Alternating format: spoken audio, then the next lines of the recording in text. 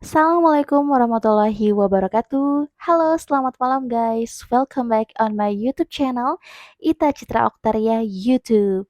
Yeay! Oke guys, senang banget bisa ketemu lagi sama kalian tentunya untuk menemani malam Selasa kalian dengan tema yang horor-horor.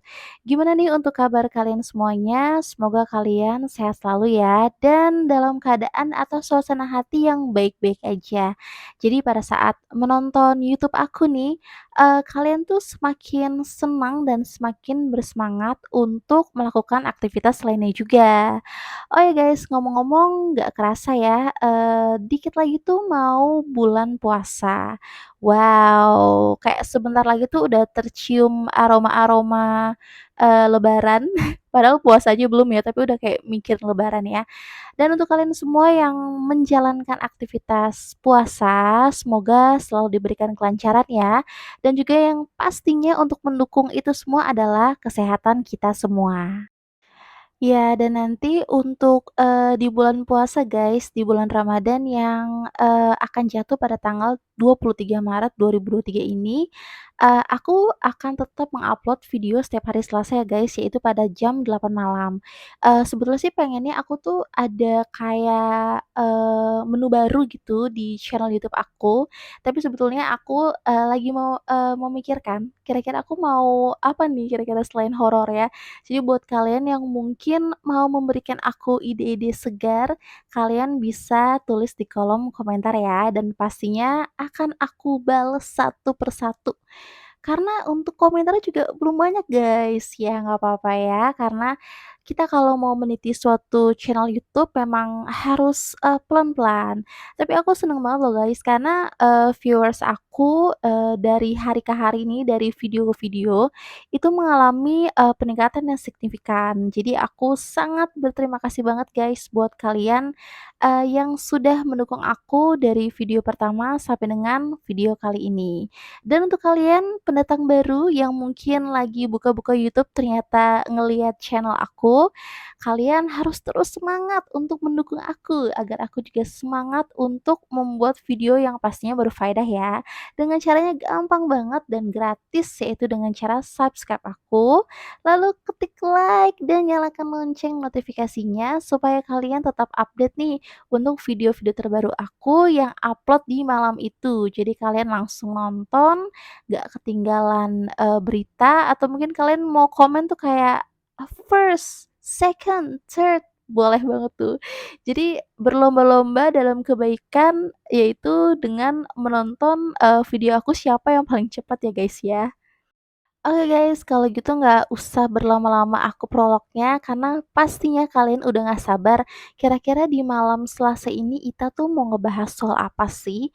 Untuk pembahasan kita pada malam ini, yang pasti nggak jauh-jauh dari tema channel YouTube aku ya guys, yaitu tentang horor, urban legend, dan juga tentang pembunuhan. Nah, untuk tema episode kali ini, itu bakal bikin amarah buat kalian para pencinta binatang. Kenapa aku, bilang kayak gini, karena untuk malam ini guys, aku akan membahas tentang pembunuhan, kucing yang ada di Jepang, Saitama, yaitu di kota Saitama ya. Jadi baru-baru ini di Jepang tuh, tepatnya di kota Saitama itu lagi digembarkan dengan, pembunuhan, kucing-kucing yang ada di sekitar situ guys. Kok bisa sih tak ada peristiwa kayak gitu?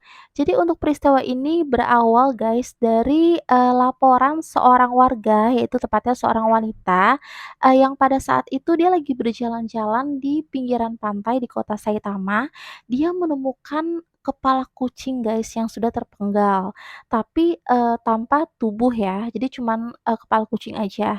Dan pastinya sang wanita ini cukup terkejut dong guys, karena tiba-tiba kayak lagi pengen apa ya, healing ya di pinggir pantai, lagi jalan-jalan kok tiba-tiba bisa menemukan, hal yang mengerikan kayak gitu. Nah, untuk si wanita tersebut langsunglah melaporkan ke kepolisian yang ada di kota Saitama.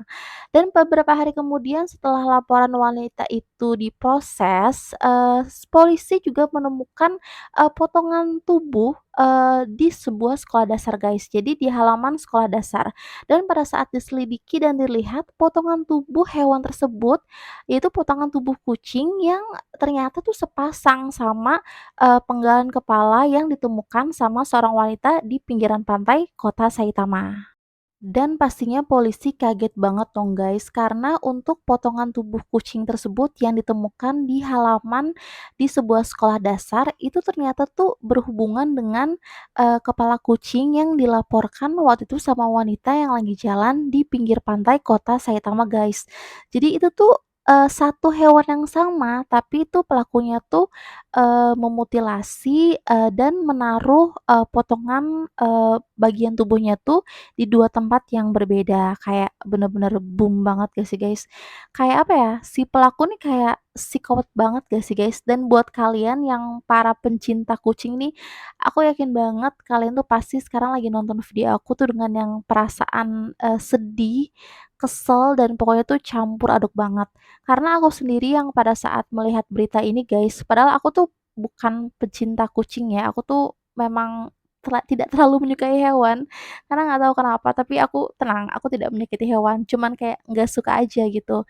Aku aja sendiri yang ngelihat, dan mendengar berita ini tuh kayak bener-bener, wah ini sih bener-bener nggak berperi kehewanan banget, guys. Dan untuk polisi juga, melihat-lihat nih kok untuk kasus ini kayak sama dengan bulan-bulan yang sebelumnya.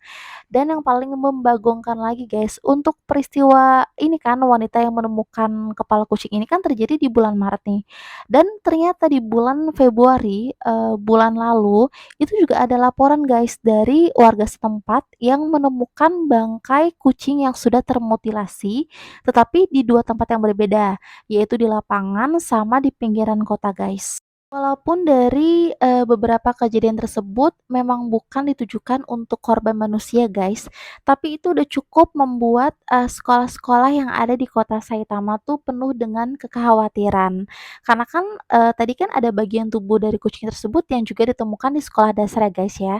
Makanya itu, dari beberapa sekolah di kota Saitama itu, memberikan arahan kepada para guru, jadi pada saat, murid-murid, menyelesaikan jam sekolahnya, jadi guru-guru tuh diharapkan dapat mengantarkan murid-murid tersebut itu pulang ke rumahnya masing-masing. Dan untuk para murid-murid ya, mungkin ini berlaku untuk murid-murid yang udah dewasa ya guys ya.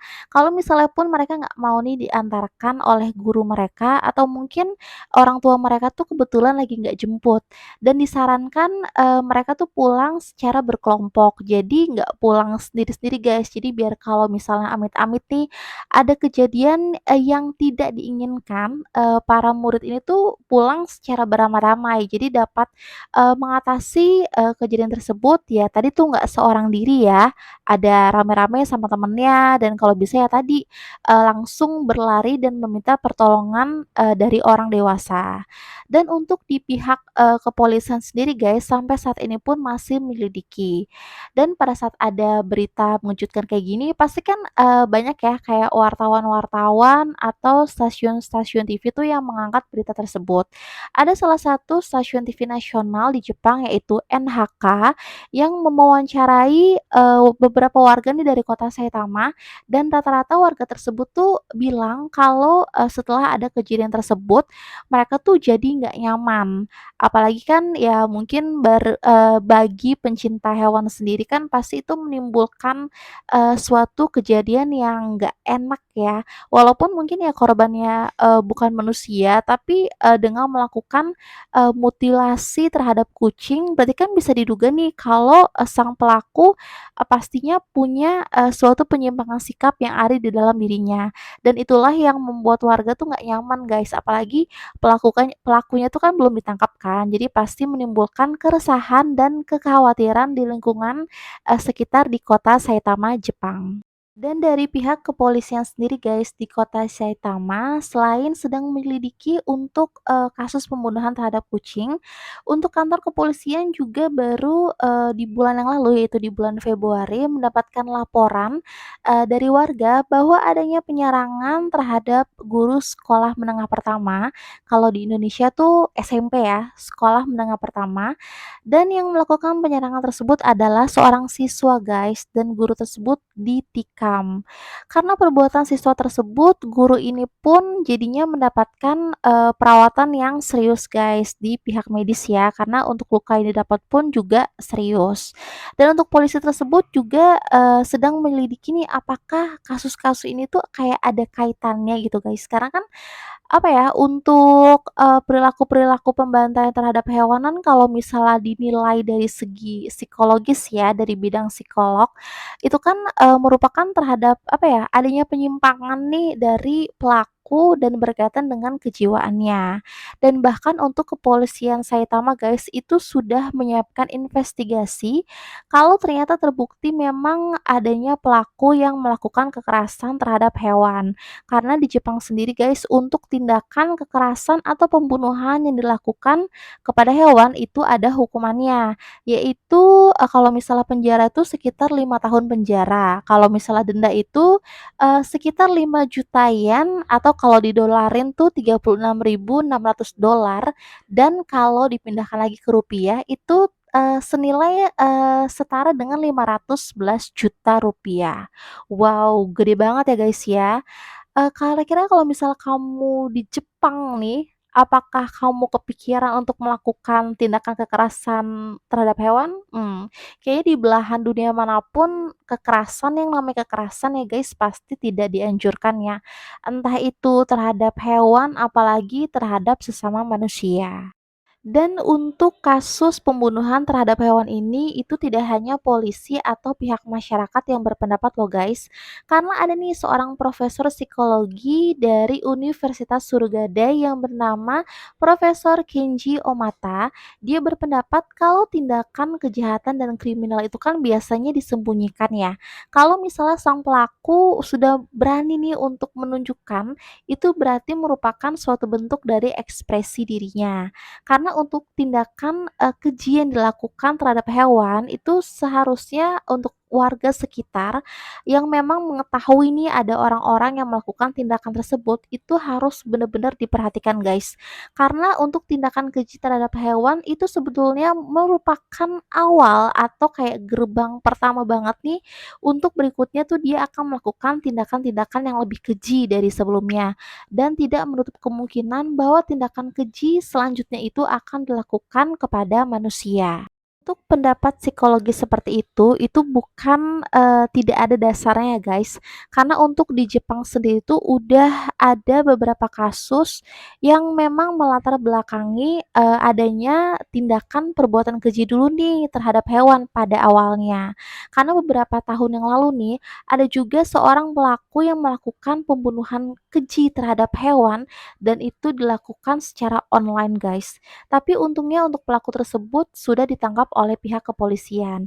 Dan ada juga nih pada tahun 1990 dan ini pelakunya tuh lebih booming lagi guys, lebih kayak di luar nalar lagi karena pelakunya adalah seorang anak berusia 14 tahun yang membunuh dua temannya guys, yaitu satu berusia 10 tahun dan satunya lagi berusia 11 tahun. Dan tidak hanya membunuh dua temannya guys, dia juga melukai 3 orang anak lainnya. Wow, dan ternyata setelah, diselidiki oleh polisi dan juga, ditanya nih untuk, pihak-pihak kayak psikiater, ternyata si anak ini mempunyai background di mana, dia tuh pernah punya riwayat, menyakiti hewan, guys.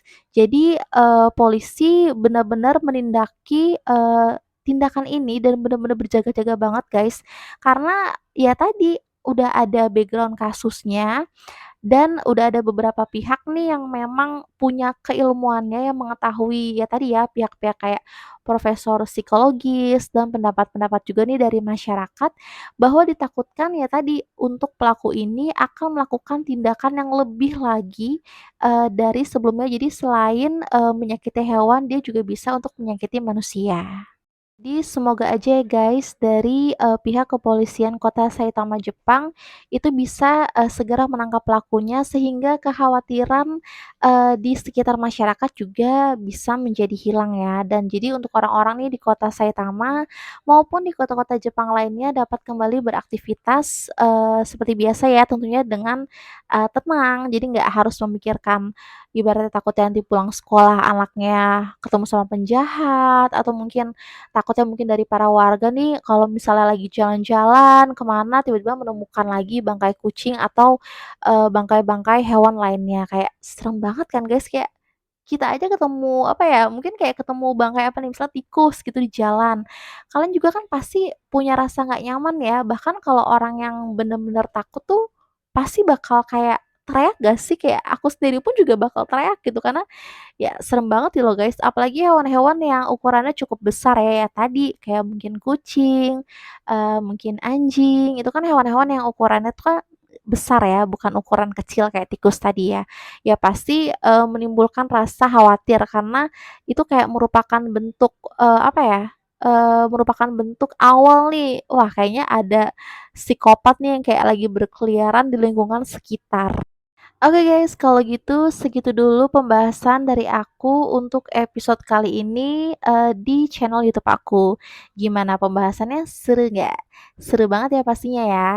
Dan kita doakan juga ya guys, ramai-ramai bareng-bareng nih. Semoga aja untuk sang pelaku itu cepat tertangkap ya guys, sehingga untuk warga Saitama di kota Jepang juga dapat beraktivitas kembali seperti biasa tanpa adanya rasa kekhawatiran. Oke guys, kalau gitu untuk kalian semuanya aku undur diri dulu. Kalian semuanya sehat-sehat selalu ya. Dan gak bosen-bosen nih aku bilang untuk jangan lupa subscribe channel aku, lalu klik like dan nyalakan lonceng notifikasinya supaya kalian update nih untuk episode terbaru yang aku upload di YouTube pada malam itu. Terima kasih ya guys. Assalamualaikum warahmatullahi wabarakatuh. Selamat malam semua.